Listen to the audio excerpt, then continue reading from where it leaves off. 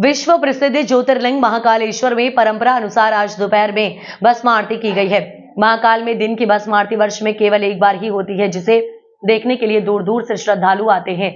इससे पहले सुबह महाकाल को दूल्हे के रूप में सजाया गया और 1.25 क्विंटल फूलों का सेहरा बांधा गया।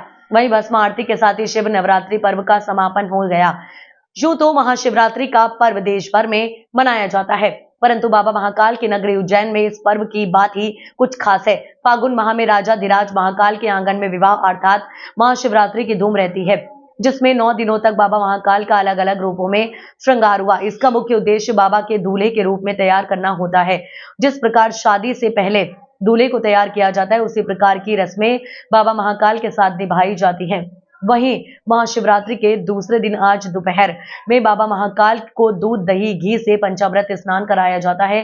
तत्पश्चात चंदन इत्र एवं केसर सहित सुगंधित द्रव्यों से अभिषेक किया जाता है। इसके बाद बाबा महाकाल को भस्म रसमाई गई। भस्मी चढ़ाने के बाद बाबा को वस्त्रों से श्रृंगारित किया गया और फिर भस्म आरती की गई है, जिसमें भगवान को नवीन वस्त्र सप्त धान्य का मुखारविंद धारण कराया गया है। इसके बाद पुजारियों द्वारा बाबा महाकाल को पुष्प मुकुट सेहरा बांधा गया। बहुत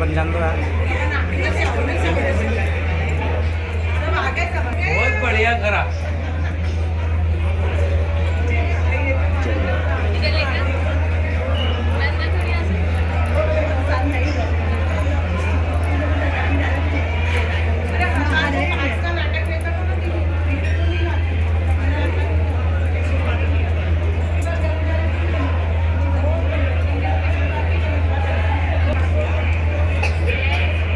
चलिए हो गया।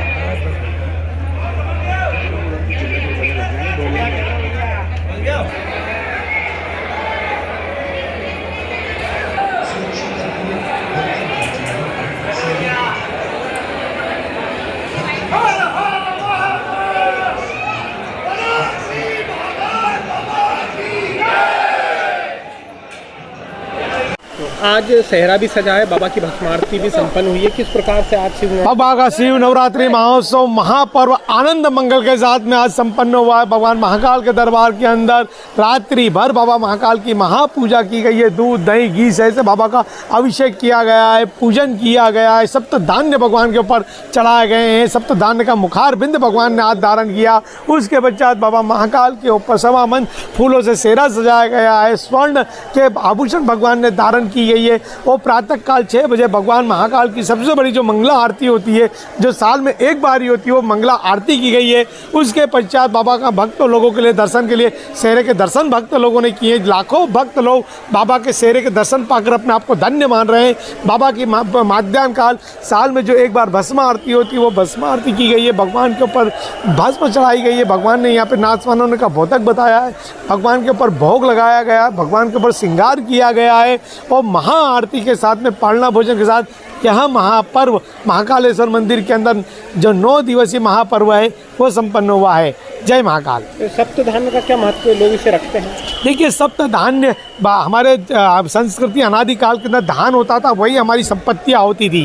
किसानों की संपत्ति धान्य होती थी, इसलिए भगवान पर सप्त धान 7 तरह के धान्य भगवान पे अर्पण किए जाते हैं और वो भक्त लोग अपने घर में बरकत के लिए रखते हैं। ऐसा कहा जाता है कि जिस घर के अंदर रसोई के अंदर वो धान्य रखा जाता है, उसके घर में हमेशा धन धान्य की वृद्धि होती रहती है, कभी धन धान्य की कमी नहीं होती है। जय महाकाल।